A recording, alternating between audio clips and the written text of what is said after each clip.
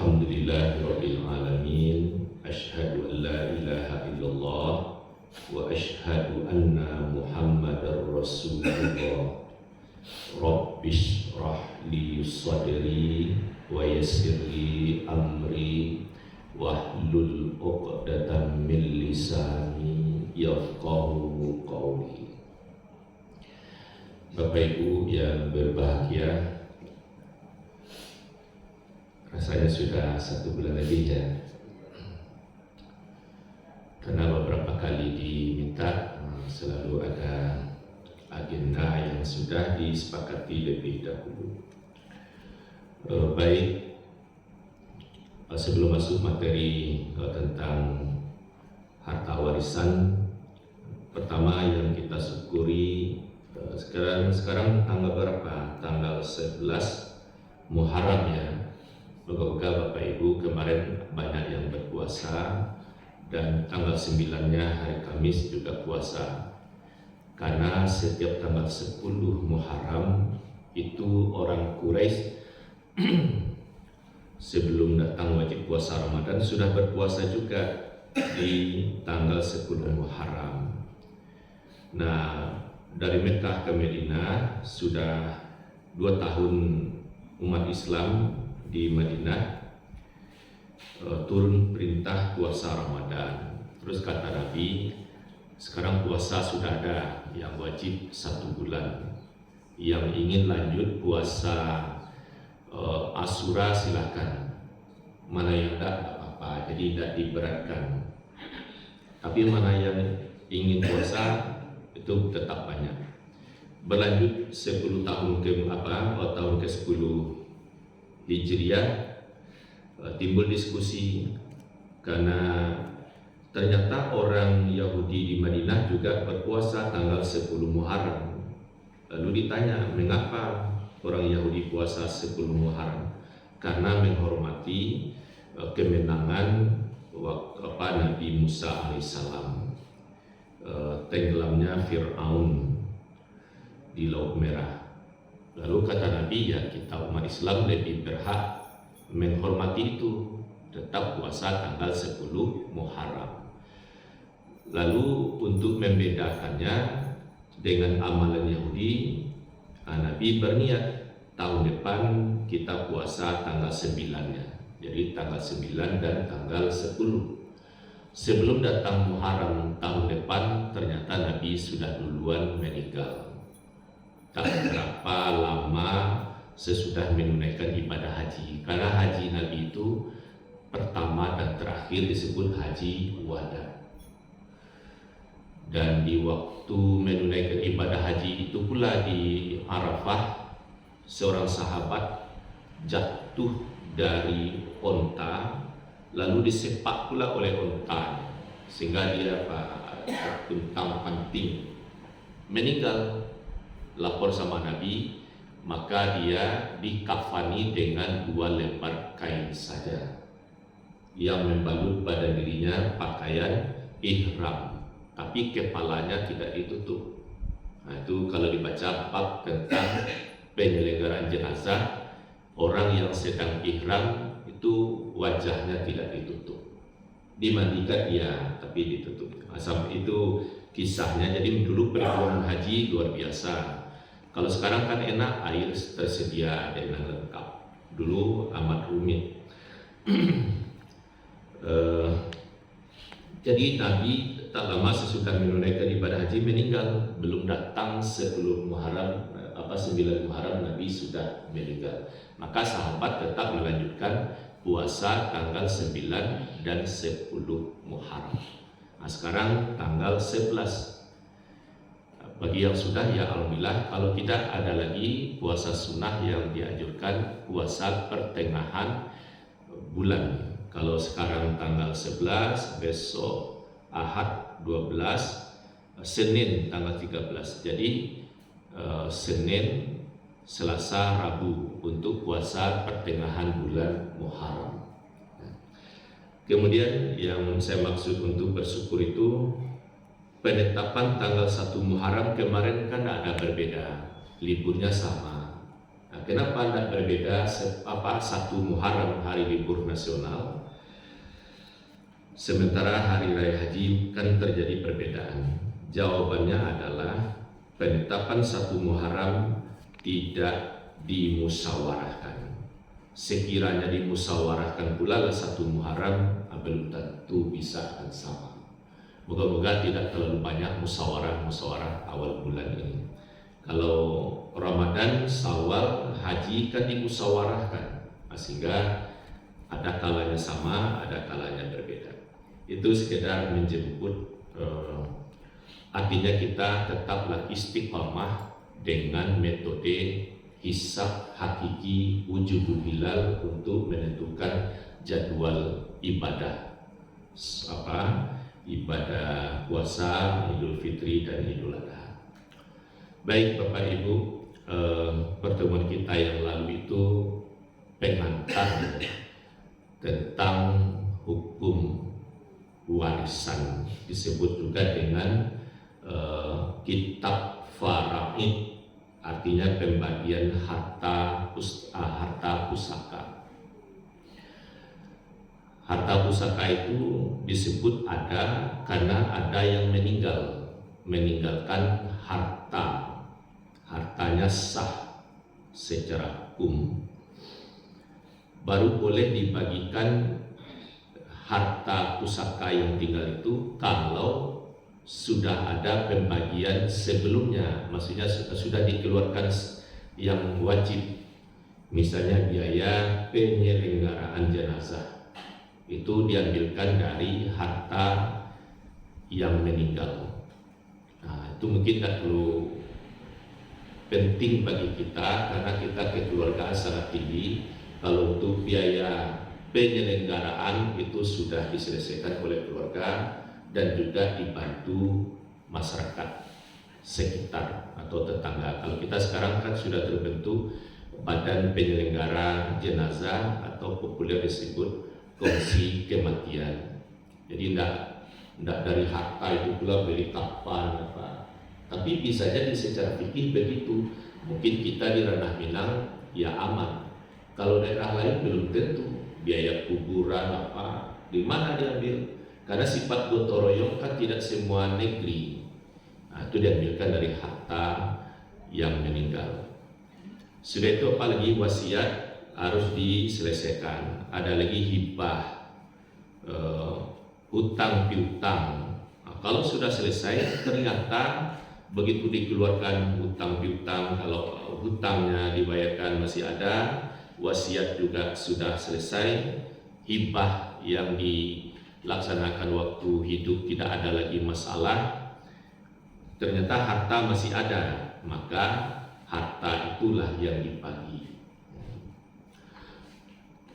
Terus sekarang pendekatan fikih, karena ini disebut juga fikih mawaris. Jadi bahasan fikihnya seperti apa? Dalam Al-Quran surat Al-Baqarah 188, A'udzubillahi minasyaitonirrajim, wala ta'kulu amwalakum bainakum bil batil. Janganlah sebagian kamu memakan harta sebagian yang lain di antara kamu dengan cara yang batil. Terjadi kerusuhan atau cekcok, bahkan sampai mungkin bahasa lainnya bakar rotan sampai ke meja hijau, itu soal harta warisan. Jadi di sini isyarat secara fikih, jangan nanti ada yang mendapat lebih sebenarnya dia tidak mendapat lebih, atau sebaliknya dia sebenarnya mendapat banyak, tapi karena ada mungkin sentimen atau mengkaji ini dia pala jahat atau lain sebagainya, maka dia mendapat sedikit, dihalang-halangi misalnya, karena tidak berpedoman kepada pembagian harta warisan. Jadi untuk jaminan tersebut supaya aman, memang kembali berpegang teguh pada ayat dengan kalimat yusikumullahu fi auladikum lizzakari mislu hazzil unsayain. Allah mensyariatkan. Jadi kata mensyariatkan ini wajib, tidak boleh ditawar-tawar. Jadi harus mengikuti.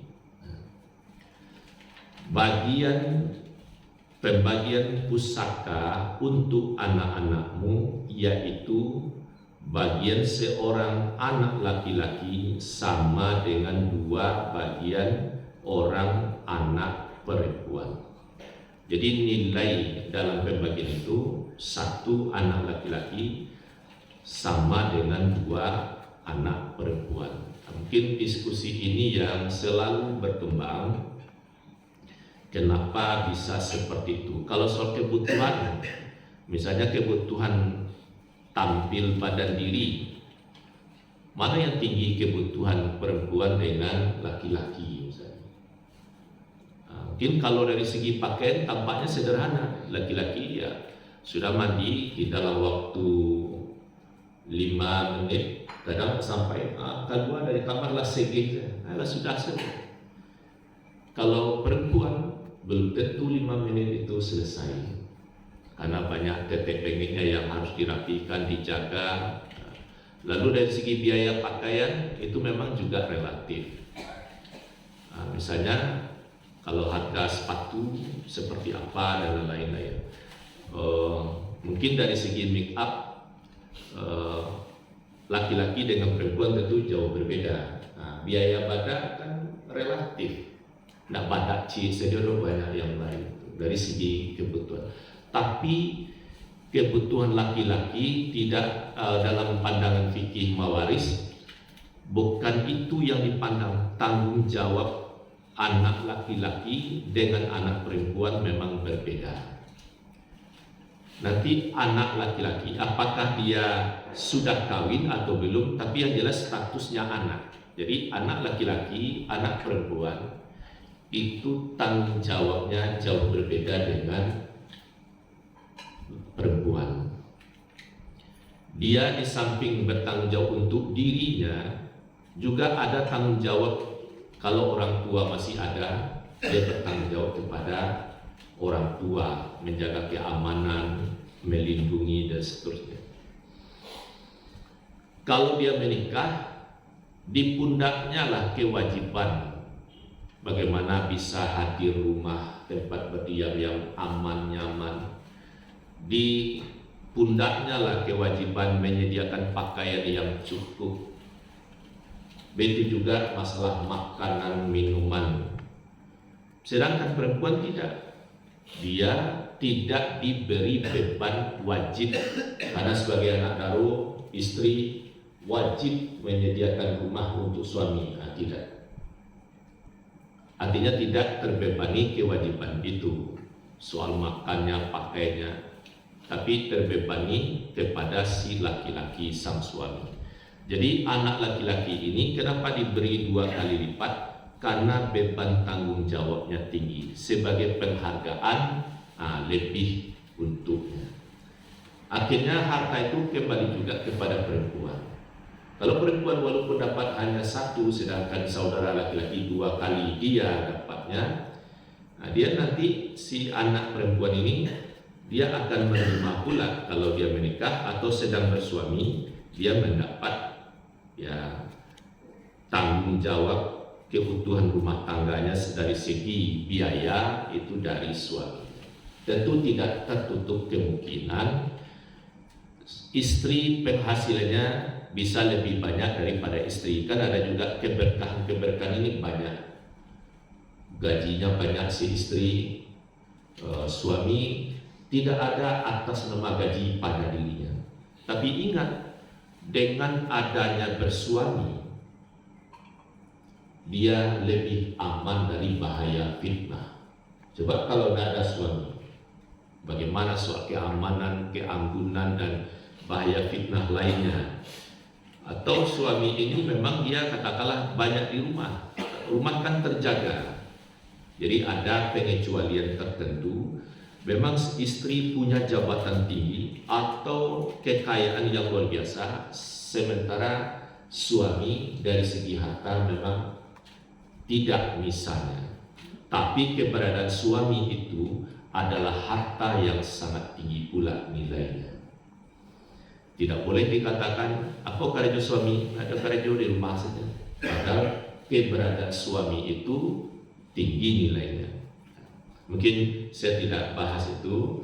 Yang jelas didudukkan mengapa anak laki-laki mendapat 2 kali lipat atau seorang laki-laki itu sama dengan 2 orang perempuan. Jadi cara membaginya begini. 1 orang anak perempuan, terus 1 orang pula anak laki-laki, dia hanya berdua. Nah, bagaimana cara membaginya itu?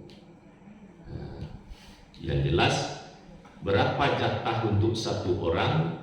Jadi kalau hanya dia berdua, harta itu dibagi 3. Mungkin ini perlu disimak agak sederhana dengan santai. Anak 2 orang, laki-laki dan perempuan. Terus bagilah harta itu 3. Bagi 3 harta yang ada. Mengapa dibagi 3? Karena si anak laki-laki ini nilainya 2 orang, 2 orang perempuan. Nah, itu kan mudah cara membaginya. Kalau anak perempuan 2 orang, lalu laki-laki 1 orang, dibagi berapa harta itu? Dibagi 4. Dibagi 4. Jadi si laki-laki ini dia seumpama 2 orang perempuan, yang perempuan tetap dia 1. Jadi dia keberadaannya itu seperti 2 orang perempuan. Bagaimana kalau lebih dari itu? Nah, itu bisa diatur nanti keberadaannya tadi itu dia dinilai 2 orang ya. Misalnya kalau barang P, wajar dibagi berapa harta itu? Dibagi 5. Anak barang P, laki-laki 1 orang, 3 orang perempuan. Dibagi berapa harta itu? Dibagi 5. Kenapa 5? Karena kehadiran 1 orang laki-laki ini sama dengan 2 orang perempuan. Itu saya pun juga gimana caranya kalau lebih, kalau misalnya 2 orang, 1 orang enaklah membaginya itu. Dia mendapat si laki-laki 2 kali lipat saudara perempuannya yang 1 orang. Kalau dia 3 orang kan enak ya kan dibagi dibagi 4 nggak terlalu sulit. Kalau lebih kan bisa saja orang bersaudara banyak. Kita sampai di situ dulu. Memahami jangan dibagi harta dengan cara batil atau untuk mendapatkannya dengan cara batil. Cara batil itu Allah gagalkan, itu kan kisah dalam surat Al-Baqarah. Seorang keponakan membunuh pamannya, sebab ayah kandungnya tidak ada lagi, yang ada paman. Paman itu apa? Saudara laki-laki dari ayah, disebut paman. Kalau dewa kan Pak Ete, Pak Uwo gitu ya. Supaya harta itu dapat sama dia kan dia bunuh. Itulah cerita yang menarik dalam surat Al-Baqarah. Artinya sampailah harus mencari sapi betina. Akhirnya sapi yang dicari itu panjang pula perjalanannya, karena ulahnya banyak. Sapi yang mana? Terus disebutkan ciri-cirinya. Sebegitu dapat sapi ini disembelih, lalu dia ambil bagian badan sapi itu, diduga ekornya. Itu yang dipukulkan kepada mayat. Jadi mayat ini belum dikuburkan, karena dia yang membunuh, dia pula yang heboh. Siapa bunuh paman saya? Padahal dia yang membunuh. Itu masa Nabi Musa alaihissalam. Lalu dipukulkan bagian sapi itu kepada si mayat. Dengan izin Allah dia hidup. Ditanya, saya bunuh apa? Oh, kalau dia lebih tua ya dari apa itu. Aku apa Jakwa yang heboh ini mudi, siapa yang membunuh paman. Akhirnya ya sudah itu dia kembali meninggal, sudah dapat perkaranya sudah jelas siapa yang membunuh. Nah, inilah mungkin dalam bentuk mukjizat. Jadi bisa di hadapan Nabi dengan izin Allah untuk menyelesaikan perkara dengan cara itu. Tentu sekarang tidak mungkin lagi. Walaupun demikian, yang dasarnya Yahudi, Galie, tetap saja sudah selesai perkara, dia kembali kepada perangai biasa. Orang Yahudi itu memang tidak ada sopannya. Kepada Nabi itu cara awaknya bawa angzir. Musa, kita lakukan Tuhan itu ada siwak. Tidak ada Nabi Allah. Pokoknya dia berkata kasar. Nah, dilanjutkan bimbingan ayat berikutnya. Kalau tadi Al-Baqarah 188, sekarang An-Nisa ayat 10.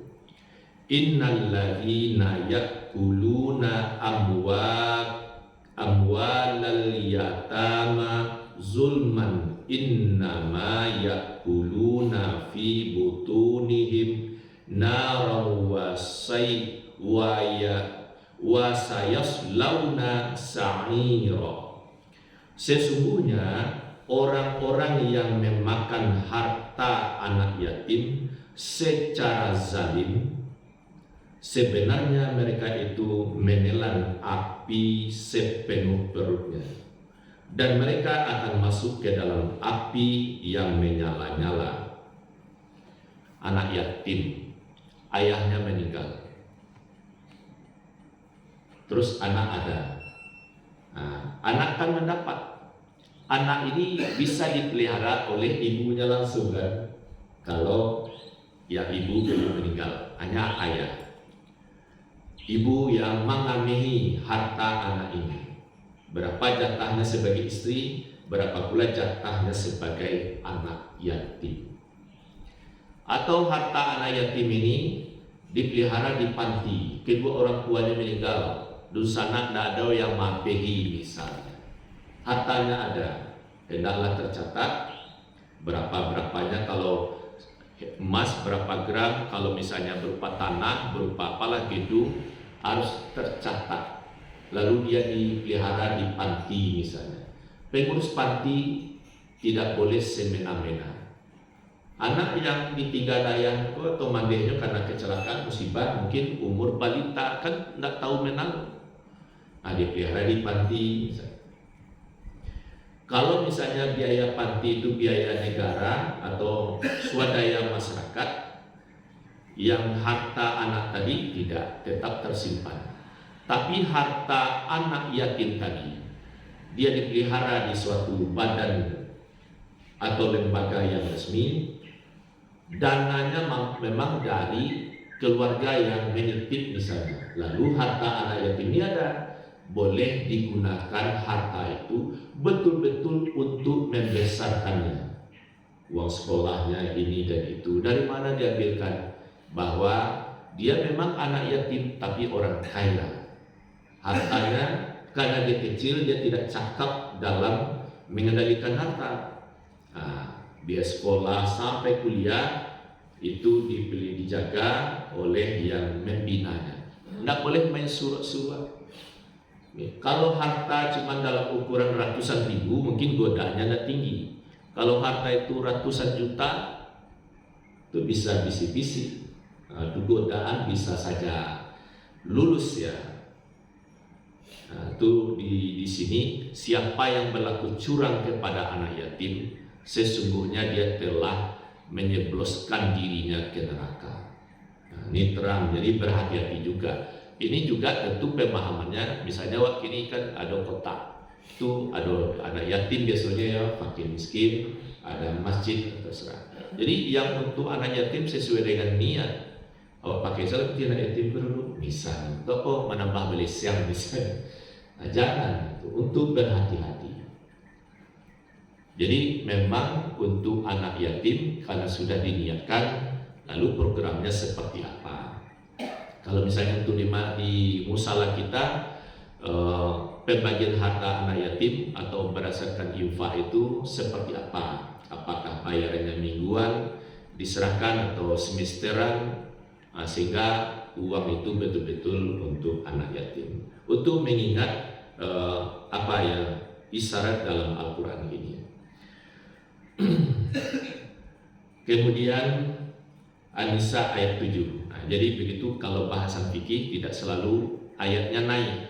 Kalau tadi ayat 10, malah sekarang naik ke turun kepada ayat 7. Untuk hemat waktu saya baca terjemahnya saja. Bagi orang laki-laki ada hak bagian dari harta peninggalan ibu, bapak, dan kerabatnya. Ayah meninggal, ibu meninggal, untuk laki-laki ada. Atau kerabatnya, apakah uninya meninggal, adiknya meninggal, kan kerabatnya itu. Bisa saja yang meninggal itu kakeknya, berarti dia sebagai cucu, dia laki-laki, dia mendapat. Dan bagi orang wanita ada bagian pula dari harta peninggalan ibu, bapak, dan kerabatnya. Begini Allah menegaskan keadilan bahwa laki-laki dan perempuan mendapat harta warisan, baik sedikit maupun banyak, menurut bagian yang telah ditetapkan. Seperti tadi itu, bagian laki-laki, ya, jadi begini, diantarkan dengan ayat ini, ada nanti yang mendapat sedikit, ada yang banyak.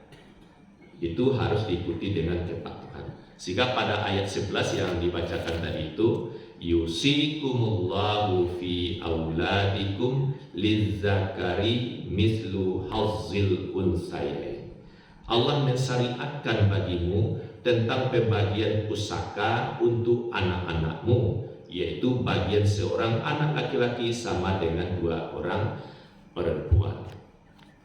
Dulu Bapak Ibu, yang mendapat harta warisan di zaman jahiliyah itu hanya ada 3. Ini kan Islam datang memperbaiki aturan-aturan di zaman jahiliyah. Di zaman jahiliyah tidak semuanya buruk. Ada yang baik itu tetap dijalankan.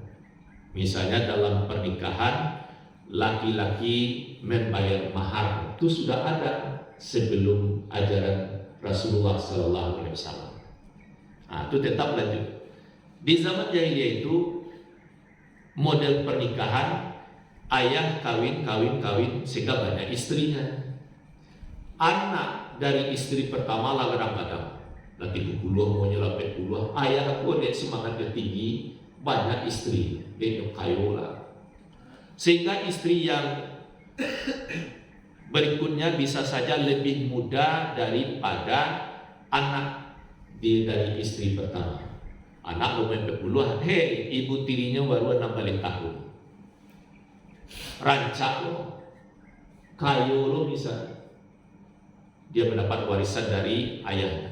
Zaman jahiliyah, ibu tiri rancak-rancak itu anak nanggadang tuh barabu itu boleh nikah dengan ibu tiri. Itu bentuknya jahiliyah dulu. Lalu datang Islam, ada perempuan-perempuan yang dilarang untuk dinikahi. Di antaranya apa? Menikahi ibu tiri. Walaupun ibu tiri itu ibadah rancak, mudo belia, tetap tidak boleh karena dia statusnya ibu. Kalau sudah disetubui oleh ayah, haram buat selama-lamanya oleh anak untuk nikah dengan ibu tirinya.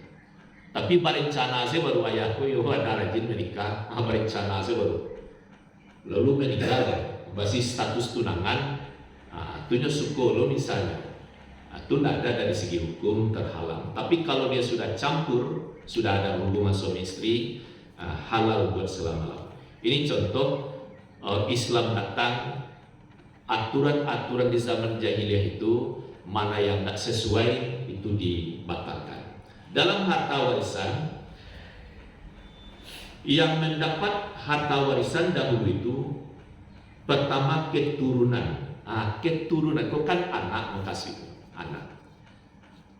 Anak yang dapat hanya laki-laki saja, laki-laki yang sudah pandai berperang. Kalau anak masih muda ketek, nyo laki-laki tidak dapat.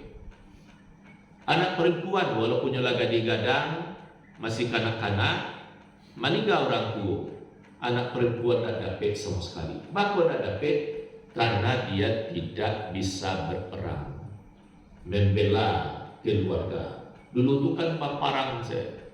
Setiap bercakap perang antar suku. Jadi memang waktu Adam hendak diciptakan oleh Allah, malaikat apa? Memberi tanggapan. Engkau ciptakan manusia, apakah tak akan bertumpahan darah? Kan Allah jawab, aku mengetahui apa yang tidak kamu ketahui. Karena malaikat kan selalu bertasbih kepadanya. Untuk dunia kan tidak selesai dengan tasbih saja, dengan tak beribadah. Dunia ini harus diolah, bumi ini diolah, harus ada pendidikan, harus ada kebudayaan dan seterusnya lah. Itu hanya ada pada manusia. Jadi memang itu soal pertumpahan darah, benar, manusia memang begitu. Nah, itu yang pertama ya Bapak Ibu, bayangkan itu kesenjangan pada diri anak. Iyalah kalau mampu berperang, kalau nyonak pandai berperang, nyolah gadang, meninggal waktu ndak dapat. Tidak semua yang bisa berperang. Baru dia kakak kandungnya tapi nya padusi, ndak dapat harato, kama ibu hati sebagai perempuan. Ya, yang pertama, yuk keturunan tapi hanya untuk laki-laki saja yang bisa berperang. Dua, anak angkat. Kau baca tiwa Bapak Ibu. Oke, agak tanang sakit. Maaf ini sangat sensitif. Dewa dan baranak misalnya ya. Kadang-kadang maaf kalau bercerita soal anak di hadapan orang yang tidak punya anak, itu memang sangat hati-hati. Mungkin yang bersangkutan dia mungkin senyum atau apa, bisa menahan diri. Tapi bagaimana galaunya hati yang bersangkutan mengetahui. Nyoleh mapan, ingin berkasih sayang, ingin mendidik anak, tapi Allah belum takdirkan. Nah, dipungunlah anak, jadilah anak angkat, sah ya. Nah, dulu itu anak angkat berhak mendapat harta warisan. Tapi datang Islam, ya ajaran Islam diungkap dalam surat Al-Ahzab ayat 4. Dia, maksudnya dia di sini Allah, dan dia tidak menjadikan anak-anak angkatmu sebagai anak kandungmu sendiri. Yang demikian itu hanyalah perkataanmu di mulutmu saja. Dan Allah mengatakan yang sebenarnya, dan dia menunjukkan jalan yang benar. Dulu Rasulullah kan Khadijah kaya raya. Anak Khadijah saya menduga itu meninggal keempat-empatnya. Karena Khadijah ini kawin dengan suami pertama dapat anak dua, kawin lagi dapat anak dua. Oh kayak gadang bang. Setelah 2 kali menjanda, bertekad tidak akan menikah, ingin membesarkan usaha peninggalan ayahnya. Anak tidak disebut-sebut. Saya menduga keempat anak Khadijah ini meninggal. Kalau ada pastilah diungkap dalam sejarah dia.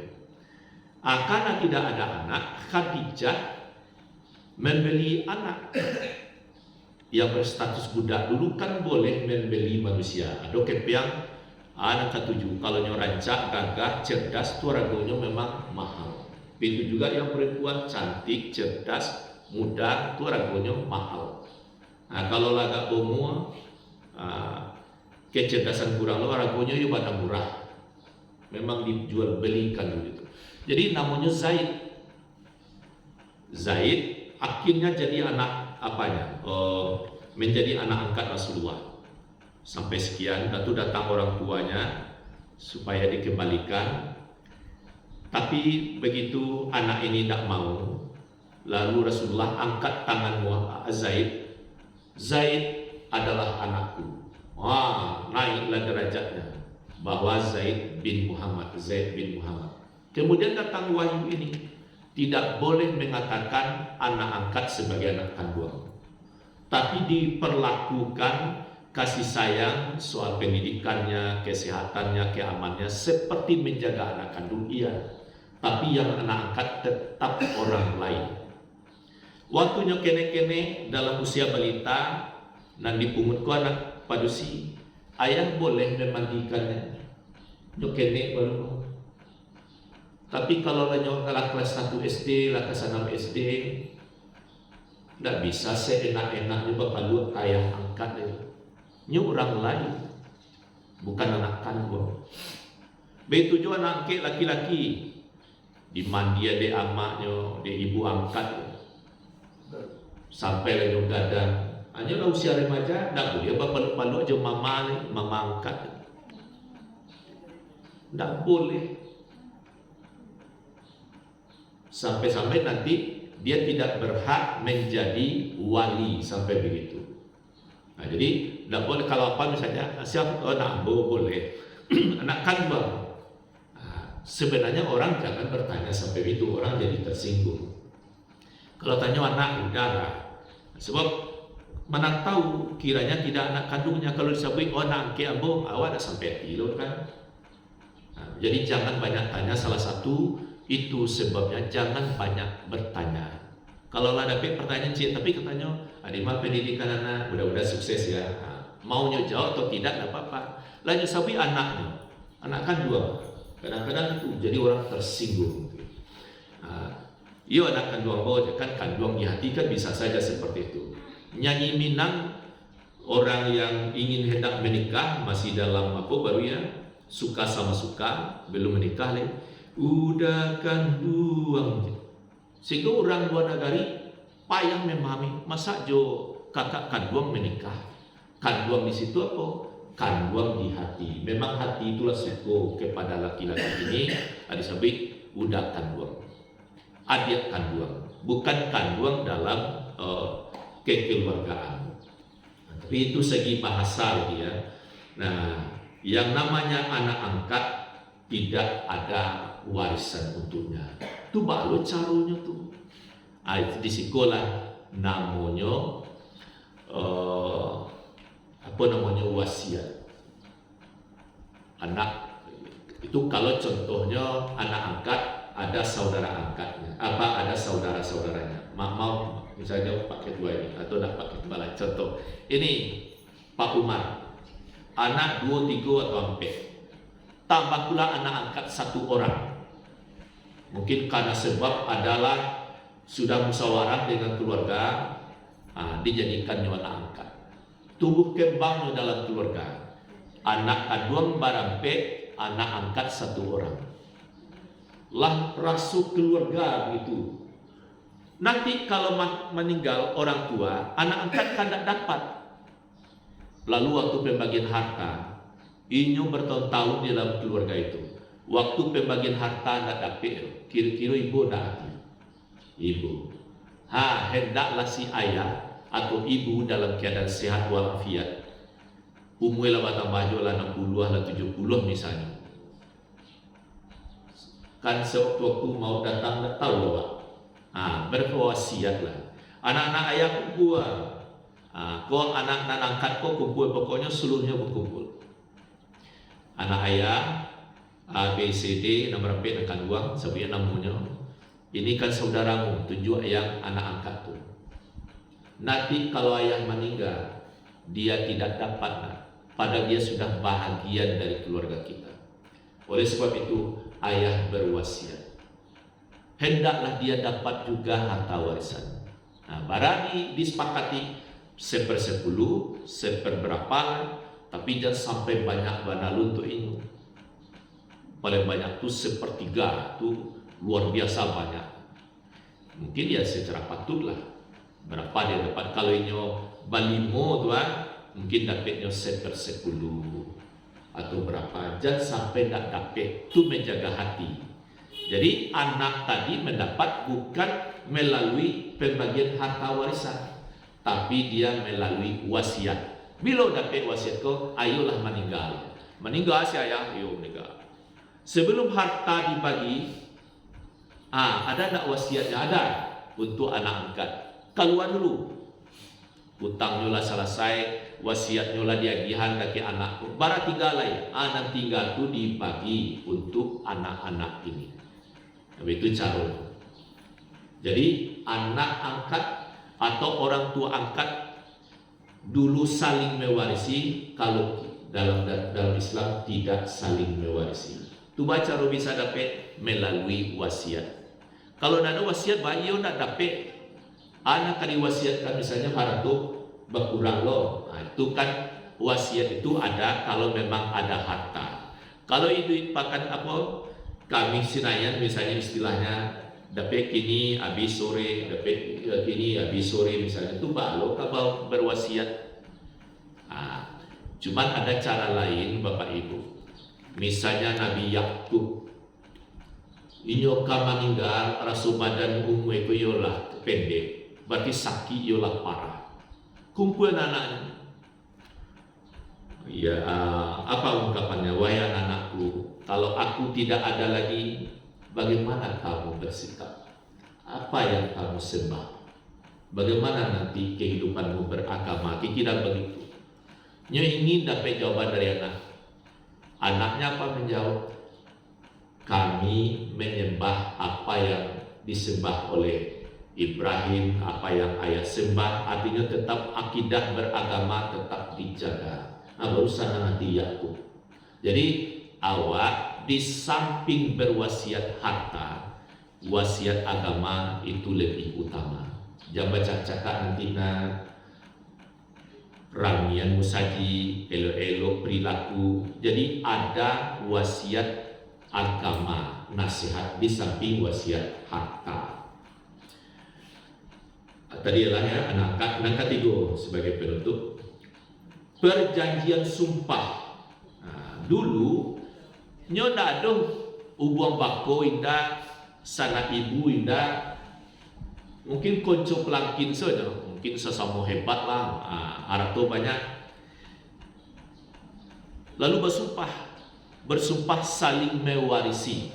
Nanti kalau Pak Umar meninggal, Pak Andi mendapat, atau sebaliknya. Padahal dia tidak ada hubungan keturunan. Yang mendapat harta warisan itu kan ada keturunan, tali darah, karena perkawinan, atau karena memerdekakan orang, budak misalnya. Itu kan memerdekakan budak kan ada lagi sekarang. Nah begitu datang Islam, perjanjian berdasarkan sumpah itu tidak ada saling mewarisi.